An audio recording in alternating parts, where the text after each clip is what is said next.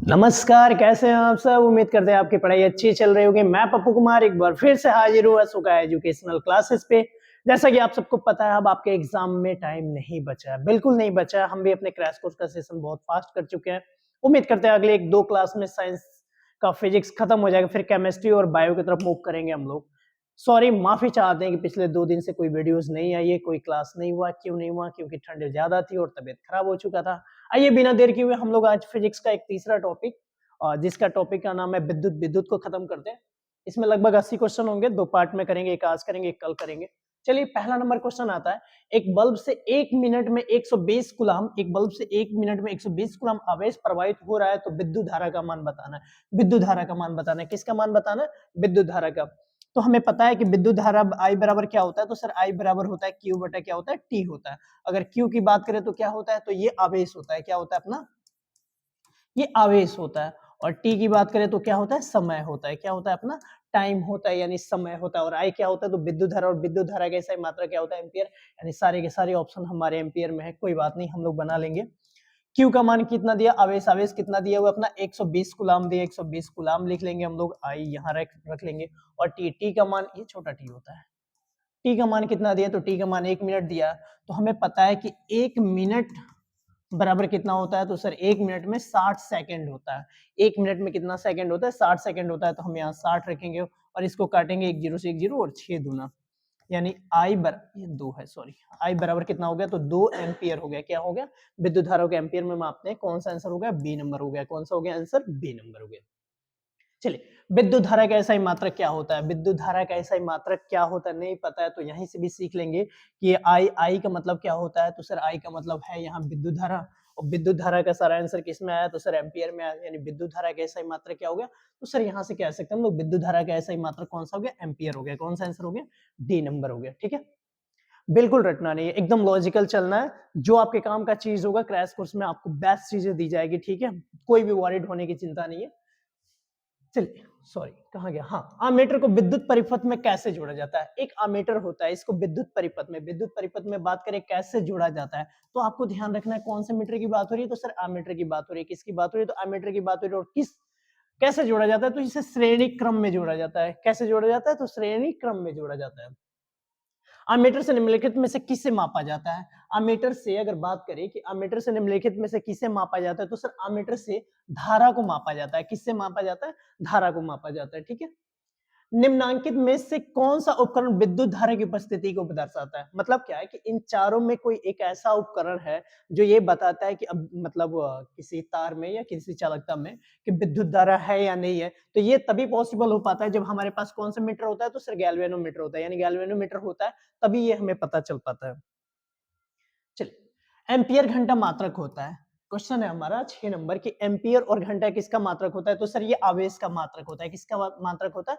तो आवेश का मात्रक होता है। चलिए, जब किसी चालक तार से विद्युत धारा प्रवाहित होती है, किसी चालक तार से विद्युत धारा प्रवाहित होती है तो गतिशील कण होते हैं। देखिए, कभी किसी चालक तार से यानी जिसमें इलेक्ट्रिसिटी पास हो रही हो तो उसमें पास हो रही हो तो उसमें गतिशील अगर कण की बात करें तो इलेक्ट्रॉन होते हैं। क्या होते हैं हमारे? इलेक्ट्रॉन जो होते हैं गति में होते हैं। क्या होते हैं? मूवमेंट में होते हैं, गति में होते हैं।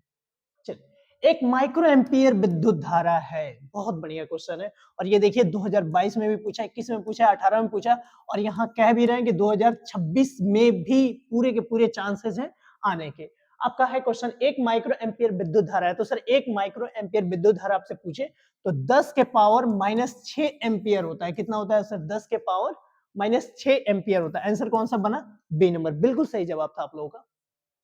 चलिए, विद्युत परिपथ में विद्युत धारा को मापने के लिए क्या उपयोग किया जाता है? मतलब क्या है कि विद्युत परिपथ में किसमें बात हो रही है? विद्युत परिपथ में। और किसे मापना है? तो विद्युत धारा को मापना है। और विद्युत धारा मापने के लिए किसका उपयोग किया जाता है? तो सर अमीटर का यूज किया जाता है। किसका यूज किया जाता है? बिल्कुल सही जवाब था, अमीटर का यूज किया जाता है। विद्युत आवेश के प्रवाह दर को क्या कहते हैं? विद्युत आवेश के प्रवाह दर को आपसे कोई पूछे तो क्या कहते हैं? सर विद्युत धारा कहते हैं। क्या कहते हैं हम लोग? विद्युत धारा कहते हैं।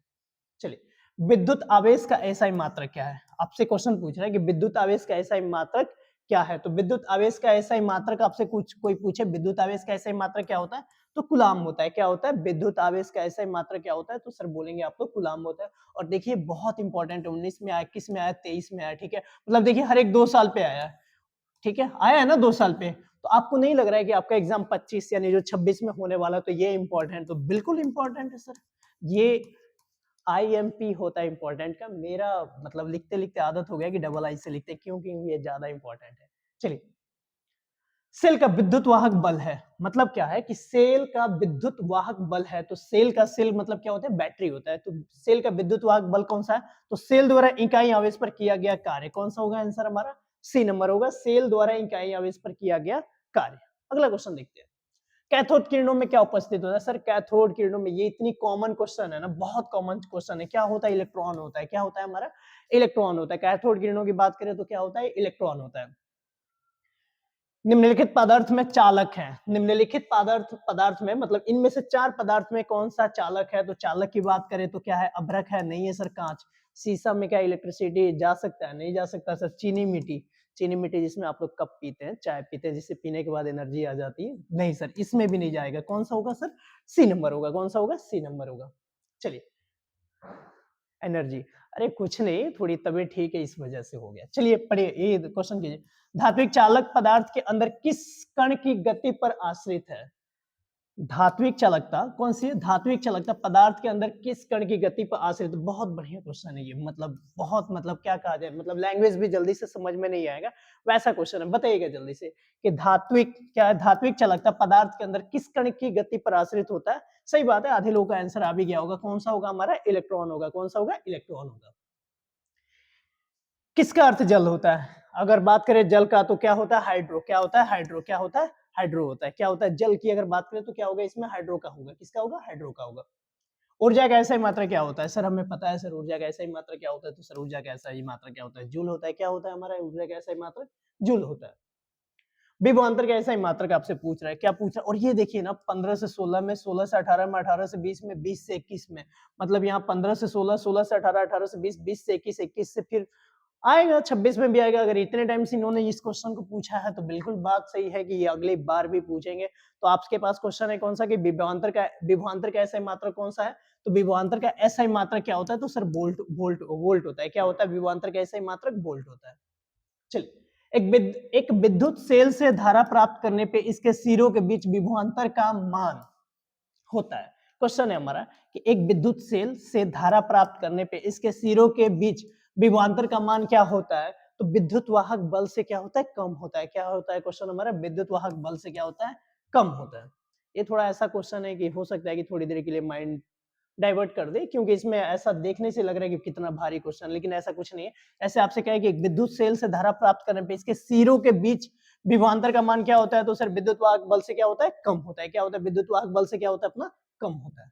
चलिए, वोल्ट बराबर होता है, तो सर वोल्ट कब बराबर होता है, तो जूल प्रति कूलम के बराबर होता है। क्या होता है, तो सर जूल प्रति कूलम। क्या होता है हमारा, कूलम होता है। जूल प्रति कूलम के बराबर होता है। क्या होता है, यानी जूल प्रति कूलम के बात करें तो जूल का जूल हो गया, प्रति का मतलब बटा होता है, कूलम का सी होता है। जे बाई सी कौन सा आंसर हो गया, बी नंबर आंसर हो गया। कौन सा हमारा हो गया आंसर, आंसर नंबर बी हो गया। ठीक है, विभवांतर मापने वाले यंत्र को कहा जाता है। क्वेश्चन है हमारा, विभवांतर मापने वाले यंत्र को कौन सा कहा जाता है। तो विभवांतर मापने वाले यंत्र को हम लोग कहते हैं कौन सा, वोल्ट मीटर कहते हैं। क्या कहते हैं, वोल्ट मीटर कहते हैं। ये देखिएगा, ये भी बहुत इंपॉर्टेंट क्वेश्चन है। देखिए लगातार पूछा है क्वेश्चन। ठीक है, तो आपसे क्वेश्चन है कि विभवांतर मापने वाले यंत्र को क्या कहा जाता है। तो विभवांतर मापने वाले यंत्र को कौन सा मीटर कहा जाता है, तो सर वोल्ट मीटर कहा जाता है। कौन सा मीटर कहा जाता है, तो सर वोल्ट मीटर। ठीक है, एक सेल का विद्युत वाहक बल 1.5, बहुत खतरनाक क्वेश्चन है। आप कह सकते हैं न्यूमेरिकल का बहुत ही जबरदस्त क्वेश्चन कह सकते हैं, जो एक शुरू में मिला था, अभी एक मिलने जा रहा है। एक सेल का विद्युत वाहक बल कितना होता है 1.5 है। एक कूलम आवेश पर गुजरने पर कार्य होगा। कार्य का मतलब क्या होगा, कार्य का मतलब क्या, वर्क। वर्क का मतलब होता है डब्ल्यू, यानी हमारा होता है डब्ल्यू बराबर क्या होता है, ई गुना क्या होता है, क्यू। अगर बात करें हम ई का, तो ई का मतलब होता है विद्युत वाहक बल होता है। क्या होता है, विद्युत वाहक बल होता है। ठीक है, अब बात करें क्यू का, तो क्यू का हम लोग देख लिए क्या होता है, क्या होता है, आवेश होता है। क्या होता है अपना, आवेश होता है। ठीक है, ठीक है, क्यू का आवेश होता है। बराबर के नीचे बराबर देंगे, डब्ल्यू को वैसे ही रहने देंगे। ई ई ई का मतलब विद्युत वाहक बल, और विद्युत वाहक बल कितना है, 1.5 भी है। हम लोग 1.5 भी लिखेंगे। और क्यू का मतलब आवेश, और आवेश कितना दिया है, 1 कूलम दिया है, तो 1 लिख देंगे। ये 1.5 हो गया, 1 में मल्टीप्लाई करेंगे, 1.5 से कितना होगा, 1.5 होगा। डब्ल्यू का मान पूछ रहा है और हमें पता है कार्य, और कार्य को फिर किस में आंसर देते हैं तो सर जूल में देते हैं, तो 1.5 जूल आंसर होगा। जल्दी से आंसर बताइएगा कौन सा होगा, सी नंबर आंसर होगा। कौन सा होगा, सी नंबर होगा। चलिए 1 वोल्ट, बहुत 1 वोल्ट V1 पर शक्ति P1 का प्रतिरोधक है। प्रतिरोधक का मतलब क्या होता है, रेसिस्टेंस है यानी R है, ठीक है। अगर V1 है P1 है तो R1 मान लीजिए इसे, ठीक है। पर वोल्ट V2 पर शक्ति P2 का प्रतिरोधक, अगर प्रतिरोधक का फिर मान क्या है तो R, और ये V2 की बात हो रही है तो R2 में हो गया, श्रेणी क्रम में जुड़ा है। श्रेणी क्रम का मतलब क्या हो गया, इसकी श्रेणी क्रम का मतलब हो गया कि R1 प्लस क्या हो गया R2, जे मान बताना है हमें, R1 प्लस R2 का मान बताना है। समतुल्य प्रतिरोध का मतलब होता है इक्विवेलेंट रेसिस्टेंस, ठीक है। कोई बात नहीं, थोड़ी टफ क्वेश्चन है, कुछ नहीं, सिर्फ फॉर्मूला बेस्ड क्वेश्चन है। क्या होता है हमारा, देखिएगा एक बारी। R बराबर अगर आपसे कोई पूछे तो ये होता है V स्क्वायर बराबर क्या होता है P, क्या होता है हमारा V स्क्वायर बाई P। अब देखिएगा ये पहले वाले केस के लिए सारे में 1 1 है तो हम भी वहां 1 रखेंगे, यहाँ 1 रखेंगे, कोई समस्या कोई दिक्कत नहीं सर, यहाँ तक तो कोई दिक्कत नहीं है। चलिए अब फिर मेरा मन हो रहा है कि सर ये R1 के लिए था तो फिर ये हो गया सर, फिर हमें R बराबर क्या पता है तो सर V स्क्वायर बटा क्या होता है तो P होता है, और ये सारा V2 P2 R2 के लिए तो सर हम यहाँ क्या रख देंगे सर, यहाँ भी 2 रख देंगे, यहाँ भी 2 रख देंगे, ये यहाँ भी 2 रखेंगे। यानी मेरे पास 2 कंडीशन दिया, दोनों कंडीशन के लिए हमने रख दिया।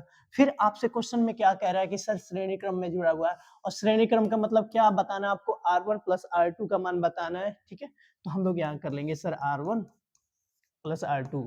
R1 का मान कितना दिया हो तो सर V1 का स्क्वायर बटा P1 दिया प्लस में, और ये R2 का मान क्या दिया है तो सर ये V2 का स्क्वायर बटा क्या दिया हुआ P2। तो V1 का स्क्वायर बटा P1 प्लस V2 का स्क्वायर बटा P2 कौन सा है, इसमें तो बड़ा कंडीशन, ये तो नहीं होगा सी नंबर, ये P1 है, ये भी नहीं होगा, ये P1 है, नहीं होगा, आंसर नंबर ये नंबर होगा, ठीक है। V1 का स्क्वायर प्लस V2 का, ये आंसर नंबर कौन सा होगा, ए नंबर होगा। कौन सा होगा, ए नंबर होगा। थोड़ा ध्यान से देखने वाला क्वेश्चन है, एक बार इसे दोबारा देखिएगा, बैक करके देखिएगा, क्यों, क्योंकि बहुत इंपॉर्टेंट क्वेश्चन है, 24 में आया, हो सकता है कि 26 में रिपीट करने के चांसेस हैं। चलिए विद्युत विभव कौन सी राशि है, देखिएगा इसमें आपको बताना सदिश और अदिश। तो हमें पता है कि सदिश की बात करें, अगर कोई कहे आपसे कि सर सदिश किसे कहते हैं, तो सबसे पहले सदिश उसे कहते हैं कि इसमें मैग्नीट्यूड और डायरेक्शन होना चाहिए। क्या होना चाहिए, मैग्नीट्यूड और डायरेक्शन होना चाहिए, यानी परिमाण और दिशा होना चाहिए, ठीक है। उसे हम लोग कौन सी राशि कहेंगे तो सदिश राशि कहेंगे, ठीक है। अब बात करें अदिश की, कौन सी की, अदिश की, तो अदिश में सिर्फ क्या होता है, मैग्नीट्यूड होता है, यानी सिर्फ परिमाण होता है, दिशा नहीं होता है। तो विद्युत विभव की बात करें तो विद्युत विभव कौन सी राशि है, तो विद्युत विभव अदिश राशि, कौन सी है, अदिश राशि है। और अदिश राशि किसे कहते हैं तो सर अदिश राशि उसे कहते हैं जिसमें सिर्फ मैग्नीट्यूड मतलब डायरेक्शन हो ही नहीं, मतलब सिर्फ परिमाण हो, डायरेक्शन हो ही नहीं, दिशा हो ही नहीं। अब बात करें सदिश राशि की, तो सर सदिश राशि में मैग्नीट्यूड भी होता है और डायरेक्शन भी होता है। मतलब क्या होता है कि परिमाण और दिशा दोनों होता है, किसमें होता है, सदिश में होता है। और अदिश की बात करें तो सिर्फ मैग्नीट्यूड होता है। यहाँ हमारा क्वेश्चन है विद्युत विभव कौन सी राशि है, तो विद्युत विभव अदिश राशि है। कौन सी राशि है सर, अदिश राशि है। चलिए बैटरी से किस प्रकार की धारा प्राप्त होती है, अगर बैटरी से बात करें, बैटरी जो बैटरी होती तो उससे डीसी प्राप्त होती है। डीसी का मतलब क्या होता है, direct current, CURRENT, direct current. मतलब बैटरी से किस प्रकार की धारा प्राप्त होती है, तो डायरेक्ट करंट होती है। और डायरेक्ट करंट की बात करें तो फिर आंसर नंबर बी कौन सा होगा, दिष्ट धारा। जी हाँ, बिल्कुल सही जवाब था आपका। चलिए शुष्क सेल में धल इलेक्ट्रोड, इलेक्ट्रोड किस धातु का होता है, आपसे क्वेश्चन कह रहा है कि शुष्क सेल का मतलब होता है सूखा सेल, जो सूखी बैटरियां होती है। सेल का मतलब होता है बैटरी की छोटी छोटी यूनिट को कहते हैं।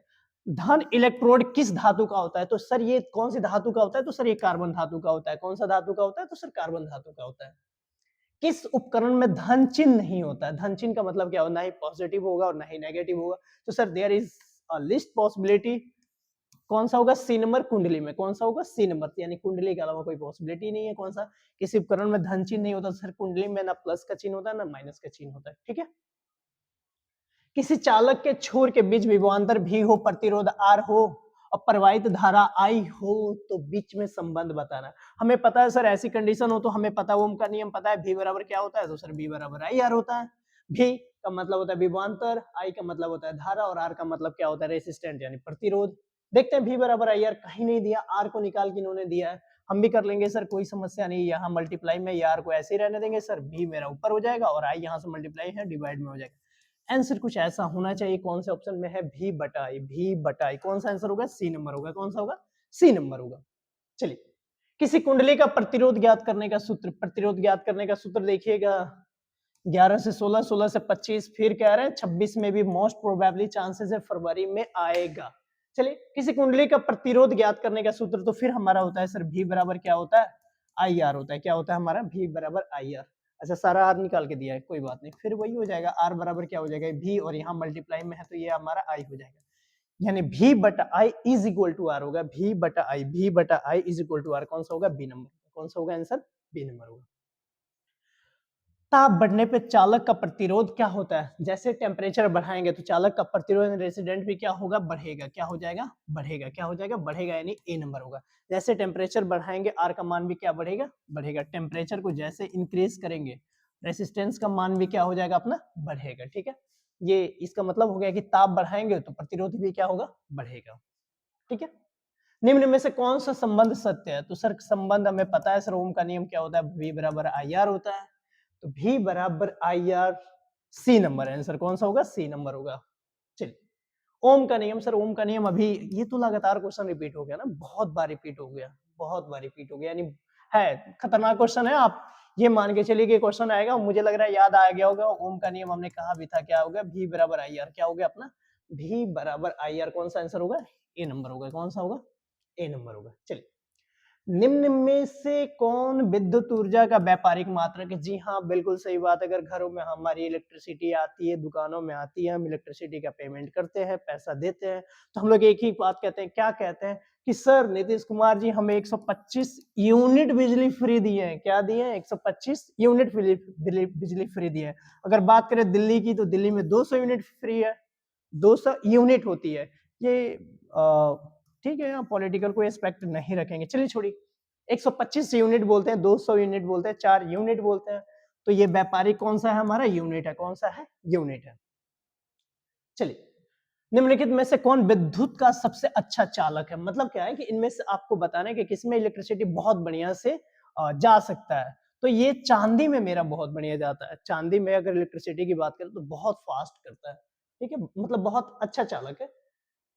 रियो एस्टेट का क्या उद्देश्य है, सर रियो एस्टेट बहुत ही खतरनाक चीज है, ये वृद्धि भी करता है और कमी करता है, इसका ध्यान रखिएगा। तो ये धारा के परिणाम में क्या करता है, वृद्धि और कमी करता है। क्या करता है, रियो एस्टेट की बात करें तो धारा के परिमाण, किसमें, परिमाण में वृद्धि भी करता है और क्या करता है, कमी करता है। यानी आंसर कौन सा होगा, सी नंबर। रियो एस्टेट का उद्देश्य क्या है, तो सर धारा के परिमाण में वृद्धि करता है और क्या करता है, कमी करता है।